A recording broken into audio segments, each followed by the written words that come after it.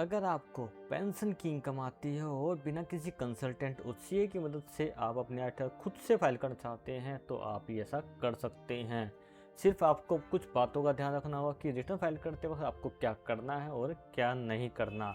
Video में दिखाए गए सभी स्टेप को फॉलो कीजिए। तो सबसे पहले आपको इनकम टैक्स पर लॉगिन कर लेना है अपने यूजर आईडी और पासवर्ड की मदद से।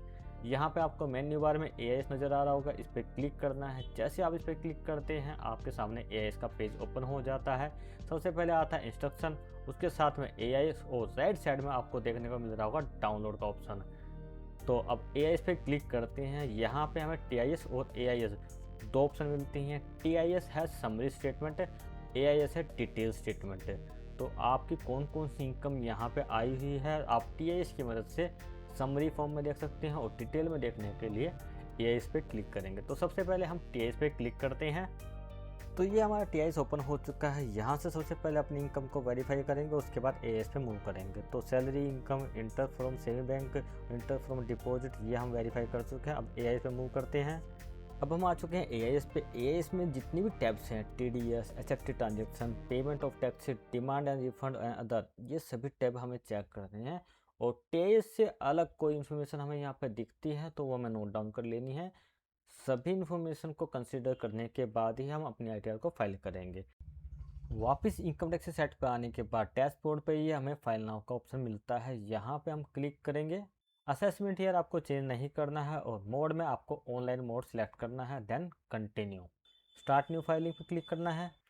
यहाँ पे आपको आपका आईटीआर फॉर्म आईटीआर 1 सिलेक्ट करना है, देन प्रोसीड। अगर आपकी टैक्सेबल इनकम ज़्यादा है और बाय डिफ़ॉल्ट ये आपका सिलेक्टेड आ रहा है तो आप कंटिन्यू करेंगे। अगर किसी और ऑप्शन में है तो आप पहले वेरीफाई कीजिएगा, उसे चेंज करना है तो चेंज कीजिएगा, देन कंटिन्यू कीजिएगा। अब हमें रिटर्न समरी को अपडेट करना है वन बाय वन। सबसे पहले अपडेट करनी है पर्सनल इन्फॉर्मेशन। इस बारी फॉर्म में अपडेट आया है कि आपको सेकेंडरी एड्रेस भी अपडेट करना है, जिसके लिए आपको कॉन्टैक्ट में एडिट करना है और सेकेंडरी एड्रेस को अपडेट कर देना है।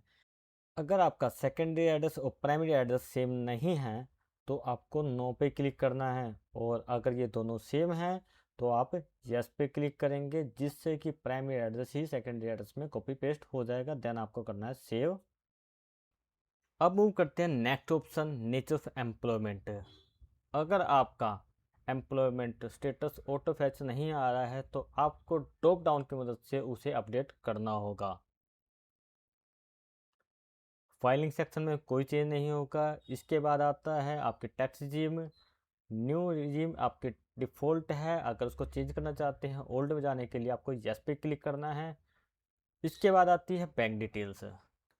बैंक डिटेल में आपको मिनिमम ए बैंक अकाउंट ऐड करना ही होता है, उसके बिना आपको वैलिडेशन एरर आ जाएगा। डिटेल कंप्लीट होने के बाद आपको करना है कन्फर्म। यहाँ पे आपको ग्रोस टोटल इनकम पे क्लिक करना है।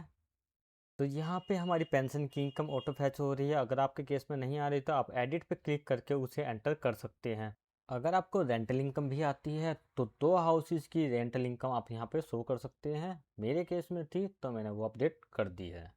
अब आगे बढ़ते हैं और अदर सोर्स में यहाँ पे कुछ इनकम दिखाई दे रही है, तो इस पर क्लिक करके देख लेते हैं कौन कौन सी इनकम यहाँ पे शो हो रही है। तो यहाँ पे इंटरेस्ट फ्रॉम सेविंग बैंक आ रही है। इसके साथ एक इनकम और थी, इंटरेस्ट फ्रॉम डिपॉजिट, आपको याद हो तो एआईएस में हमें शो हो रही थी, तो उसे भी हमें यहाँ पे अपडेट करना होगा। तो उसके लिए हम यहाँ पे ऐड अनदर करेंगे और यहाँ पे उस इनकम को भी अपडेट कर देंगे। इसीलिए आपको वेरीफाई करना ज़रूरी होता है कि कोई इनकम आपसे छूट ना जाए, अदरवाइज़ आपको उस इनकम को लेकर के नोटिस आ सकता है।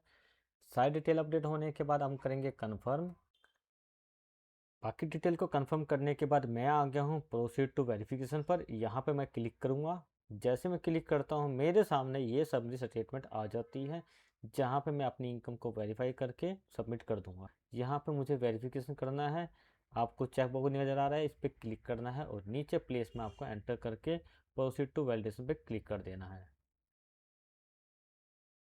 हमारी रिटर्न फाइल हो गई है, जस्ट वेरिफिकेशन पेंडिंग है। वीडियो कैसा लगा, वीडियो को लाइक शेयर करना ना भूलिएगा और चैनल को कर लीजिएगा सब्सक्राइब। नेक्स्ट वीडियो के लिए कमेंट बॉक्स में आप लिख सकते हैं।